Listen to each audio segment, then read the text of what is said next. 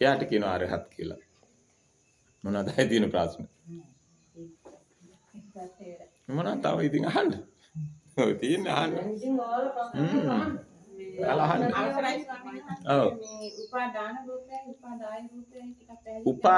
උපාදාය කියන්නේ උපාදාන කියන්නේ අපි ආදා ගන්න එක. ඒකට උපාදානය කියනවා. උපාදාය කියන්නේ ඒ සමග එන දේ. මොකද්ද? පඨවි ආපෝ තේජෝ වායෝ කියන හතර මහා භූත රූපයක් තියෙනවා නම් හටගත්තා නම් අන්නේ හටගත් රූපේ පඨවි ආපෝ තේජෝ වායෝ කියන හතර මහා භූතයේ උපාදාය රූපය තමයි මොකද්ද? නෑ නෑ. නෑ. හොඳට දකින්න. හොඳට දකින්න තව. වායෝ හතර මහා භූත රූපයක් හටගත්තා දැන්. දැන් ඔයාලට පේන්නේ මොකද්ද? වර්ණය. පාට ටිකක් පේනවා. ඒකට කියනවා වර්ණ රූපය කියලා. උපාදාය රූපේ. තේරුණාද? ඒක උපාදාය රූපේ. දැන් යන්තනක මෙහෙම ටිකක් තියෙනවා පේනවා නම් ඔයාලට මේකේ තියෙන දැන් පාට ටිකක් හැඩ සටහනක්. ඒකට කියනවා වර්ණ සටහන කියලා. ඒ උපාදාය රූපේ. පඨවි ආපෝ තේජෝ වායෝ කියන හතර මහා භූත රූපයක් යන්තනක තියෙනවා නම් හටගත්ත නම් එතන තියෙන මෙච්චරයි. Tamanට පේන්නේ.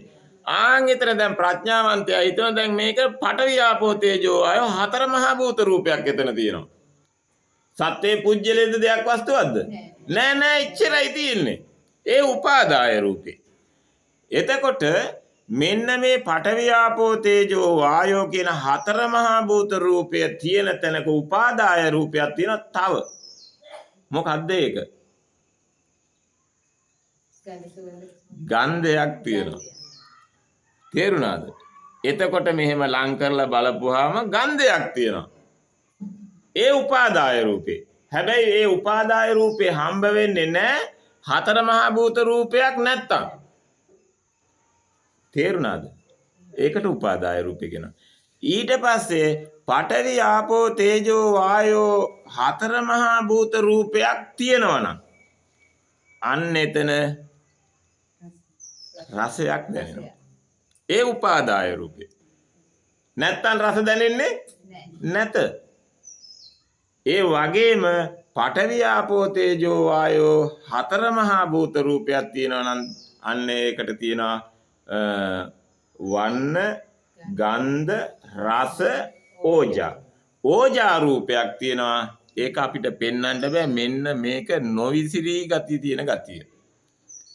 ඕජාව නිසායි මේක තියෙන්නේ.